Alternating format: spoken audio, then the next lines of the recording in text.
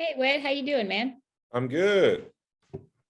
Hey, I'm sure you'll be asked this a lot this week, but first and foremost, have you heard from anybody in Cincinnati? And what are your thoughts on sort of coming full circle in this way and facing your old team in the Super Bowl? Yeah, I have obviously heard from a ton of people over there, and yeah, it's really cool and really special. I mean, having a relationship with a lot of the staff over there still, and also some of the players, and then obviously all the relationships that we had over our time there in the city. It's a really special place to us, and I think I told Zach Taylor this last night when we spoke. Is place that had both places have my heart, and both places have people I believe in. So really special and cool moment for me to get to play in this game and play against a place that means so much to me. Thanks, Whit. Stu? Hey, Andrew, is there anything as far as advice or whatnot that you try to impart, or a message or anything like that you give to the team, having been in the situation before in terms of a Super Bowl and whatnot, when it comes to preparation and mindset and things like that?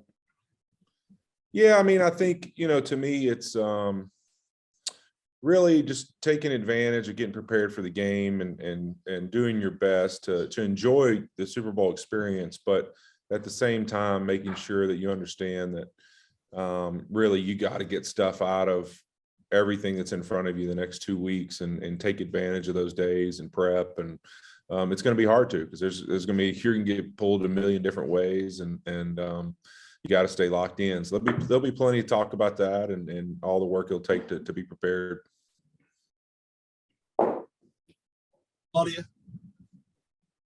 Andrew, congratulations, first of all.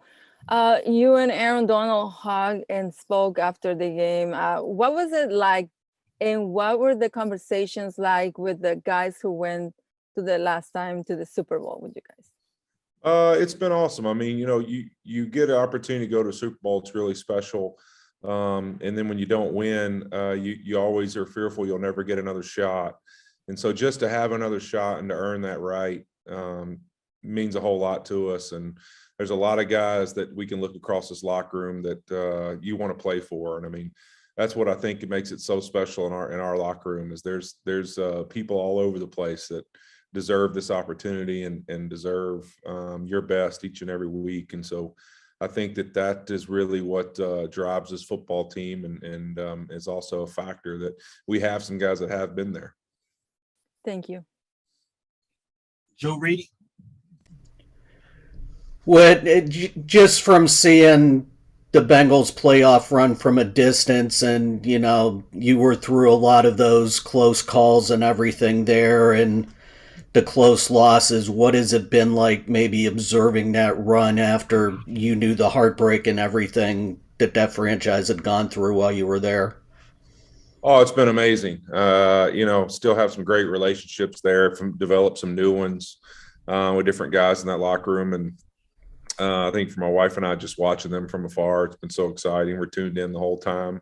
I was so amped for the game yesterday, but then also at the same time, I couldn't stop looking at the screen, because I knew how close they were to pulling it off. And what an awesome accomplishment that is. I mean, having a guy like Zach Taylor here and knowing who he is and being excited about him going there. I can remember that decision back when we were going to the Super Bowl the first time. And I was excited for him and excited for the city of Cincinnati. And, even more so now, I think that they get to see what a great guy Zach Taylor is, what a leader he is, and what a great coach he is. And then also, obviously, this young talent they've added and how special Joe Burrow is.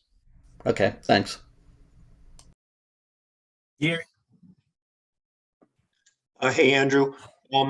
Just curious from where you sit, how Tyler Higbee has developed over the last few seasons, and in terms of yesterday, what it was like when he went out and Kendall came in. Well, I think with Tyler, he's just such a special guy. I mean, he's really a tone setter. He's an energy giver of our offense. I mean, a lot of guys rely on him just because he's such a positive guy, positive attitude, positive way he attacks every single day, no matter what's going on with him, how banged up he gets. It doesn't matter. He attacks it all the same. And I think he's just one of those guys so many guys feed off of throughout a game and throughout really practices and everything else. And so when he went out, it was definitely a blow, but one of those things where you're also proud of a young guy in Kendall to stand in there and take it on and realize what a big moment he was in and step up big in that moment and be productive for us. And so I think that makes you feel really good, to see a guy progress that way. And it also shows, what Tyler Higbee's done for his room, not only our offense, but, to bring a young guy along like that. And I'm sure Kendall would say that Tyler is the example each and every day. And I think he's somebody that all of us are extremely proud of and happy he's on our team. Thanks very much. Maria? Hey, Andrew, from your perspective, this team has had a lot of adversity this year. You've had players go down and new players come in. Why do you think that it's worked so well here in the end? I think we continued to say that we were trying to find our footing during the season. We started the season out hot, had a couple bumps in the road, and really kind of just had to find what was our best version and our style and what was going to be our winning football. And if you want to call it complementary football or playing off of each other, I think that we really needed to find who we were and how we were going to play that style of football. And I think we made a transition to being a little more physical and a little more aggressive in certain situations and not aggressive in others to make sure that we're playing complementary football in a football game and really allowing all three phases of the game to have an effect and trusting all three phases. And so I think that once we kind of found that and found what was going to be our identity moving forward, we've been continuously making steps and, make no doubt about it. That team we played yesterday is an extremely good football team. I mean, I couldn't have more respect for what a tremendous football team the San Francisco 49ers are. They were a heck of a challenge all three times we played them. And I still think they're as good as ever. And you know what? They're going to be a really good football team for some time to come because they're young as well. Thank you, Andrew. Bill Klasky? Yeah, Andrew, what's been the genesis for your commitment to community service?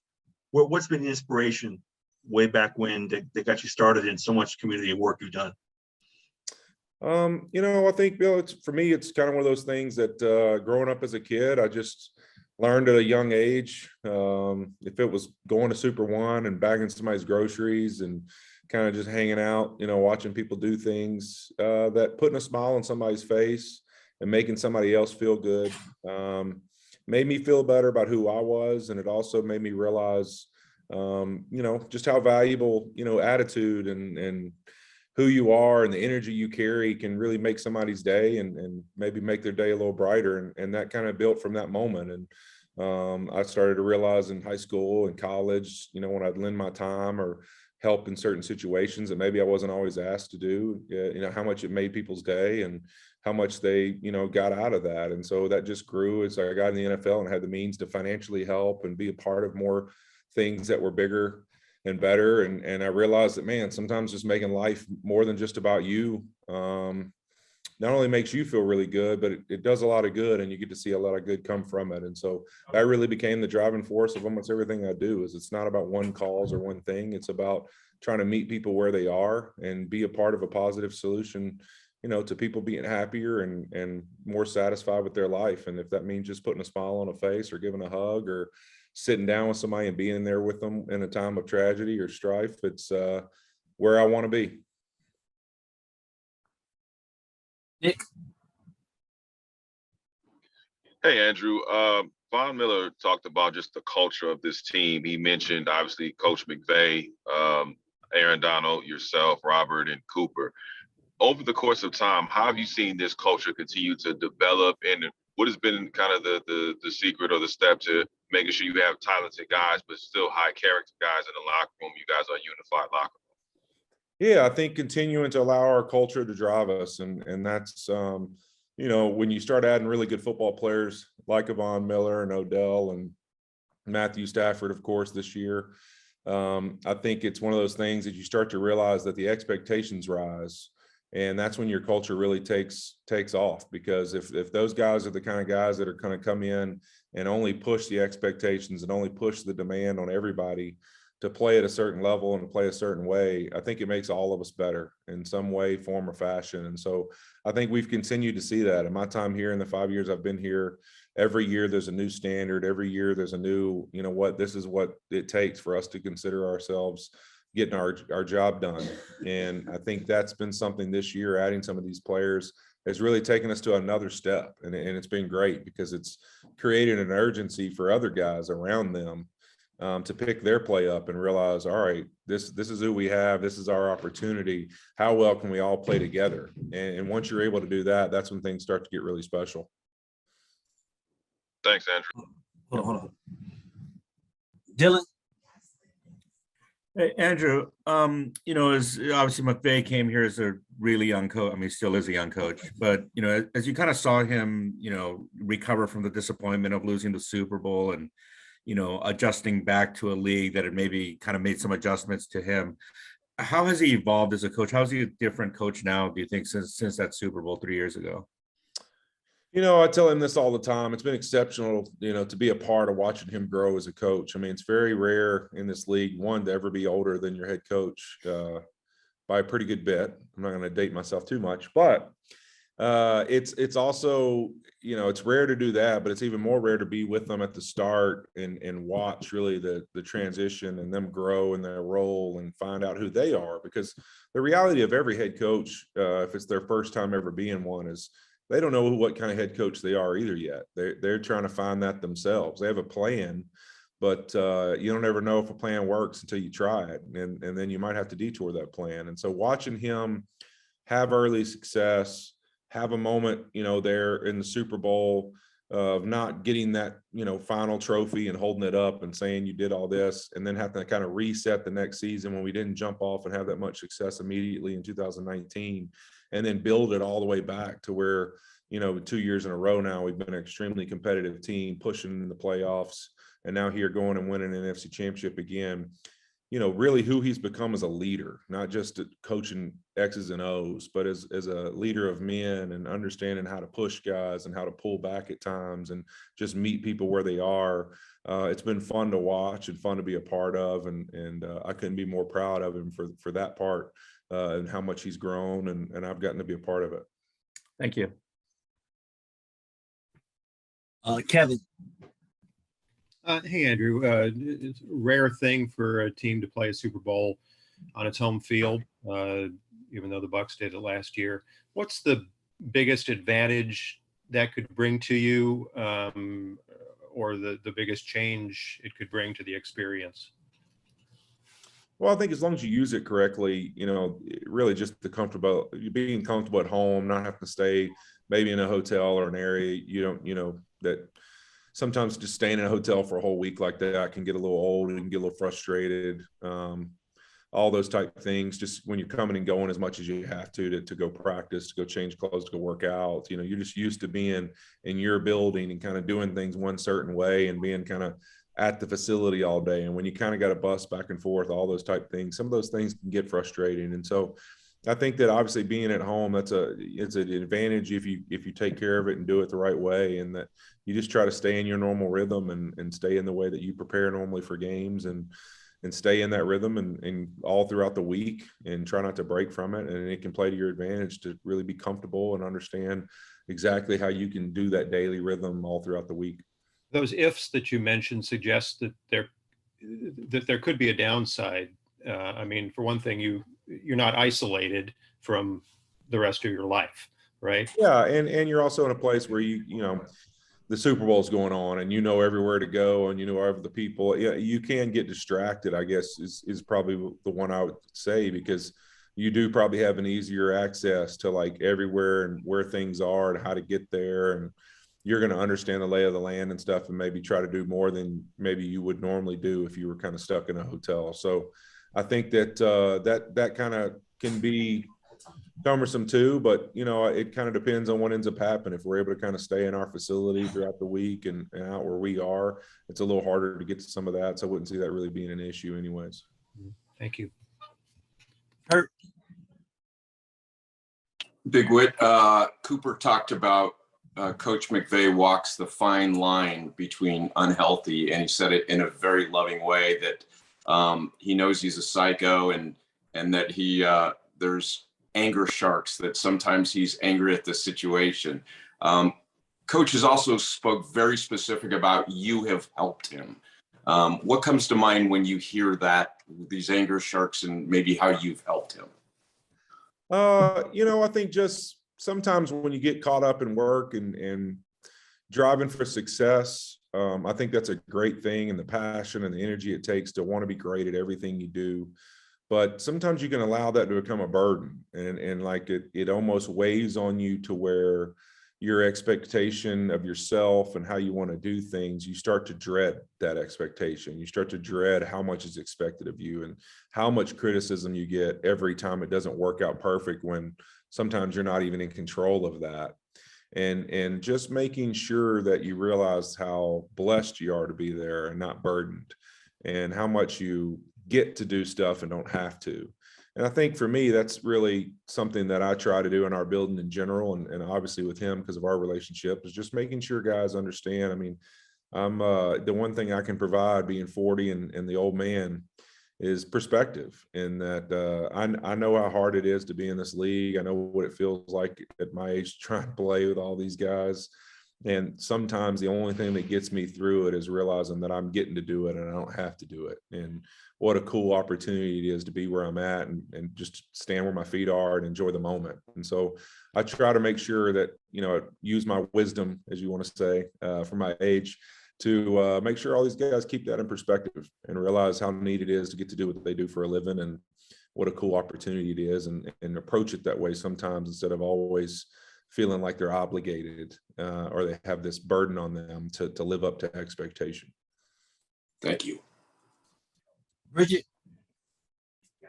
Hey, Andrew, just going back, I know some people have already asked you about McVay, but can you remember your first initial impression of him, and how has that changed with your time with him? And then what does it mean to get to go with him back to another Super Bowl? Yeah, I can remember right when I got here. I actually, funny enough, still have the voicemail that I guess I'll have to hold on tight now that I'm just disclosing that information. I still have the voicemail that when I agreed to sign here, he left me when I was headed to the airport to get on the plane to fly to LA. And every now and then I'll mess with him and play it or send it to him or whatever, to think about how far we've come since that moment. But he sounded pretty square on the voicemail, and a little cheesy, but he's not that. He's just so passionate sometimes, and so he once we finally got a chance to sit down and talk ball, I think it's one of those things I always tell people. It's like sometimes you meet people and you're like, man, we were destined to meet each other. We were destined to sit down and do stuff together. I feel that way about Eric Weddle. We've been best friends since the day we met each other. And Sean and I were no different. And we've been destined to be together and be around each other. And we hit it off immediately, and our relationship's only grown in that manner since the day we met. And so I can remember how eager he was and how passionate he was. And it was something that I really fed off of at that point in my career. It's like, wow, just the energy this guy has to be successful. It almost re-energized me to chase success that way, same way. And we're wrapping with you, Mr. Harvey.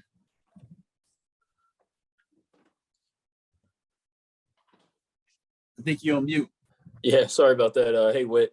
What's up, yeah, no Cincinnati question for you this time, but actually piggybacking off the McVay questions, you also had an embrace, not just with Sean, but also with Matthew. And I'm just kind of curious about the three of you in that relationship, the significance of not just that moment right after the game, but what going to this game for all three of you together means. Yeah, I mean, I think you really look at it. I mean, Sean and I and Robert Woods, Robert and I were the first signees of Sean's tenure here. I mean, really the first thing you do before the draft even happens, is free agency. And so we were the first two people to sign here with the Rams and commit to this. And I still have the pictures of me and Robert walking in the building and hugging everybody and being a part of really what kicked off part of this run that we've been on together. And Sean and I will reflect on that sometimes. And then you look at it and what Woods and myself and Cooper was a rookie that year. that were all originally here, and then and even Higgs and some of the guys on offense, just to name some of them. But you really look at that kickoff, and then all of a sudden you acquire Matthew Stafford now down the road. And just like then, when Sean and I got together, there was an expectation of, hey, it's this young coach. He's a lot of fire, a lot of passion. Let's see how it works out. And then you have success, and then it starts to be expected. And then you add Matthew later down the road this past season, and it's like, all right, now the expectation level just went up even further. And so, you all kind of wear that hat a little bit. And there's other guys that have obviously rose up to that expectation themselves, and we've added all these other guys. And so it only grows. But, the truth is you don't always in life live up to those expectations. And that's a lot harder than it seems when you add talented people, when you have good players and you just think they're going to go win. The reality is they still have to play well, and they still have to go out in these games and get it done. And it's not easy. In the NFL, I think it's been proven. You look at how many great players only have one Super Bowl or one appearance or whatever it may be, and they've dominated the league their whole career. It's not as easy as people think it is. So there's an expectation put on all of us, obviously, this year, and being the captain and being a leader of this organization, and Sean no different. And then Matthew added here. I mean, the three of us wore that a little bit, and we knew what the expectation was going to be. And so that moment was really special after that game to realize that we're here. I mean, this is what was put on us that we needed to try to achieve, and we made our opportunity to be here. And now, you got to go take advantage of it.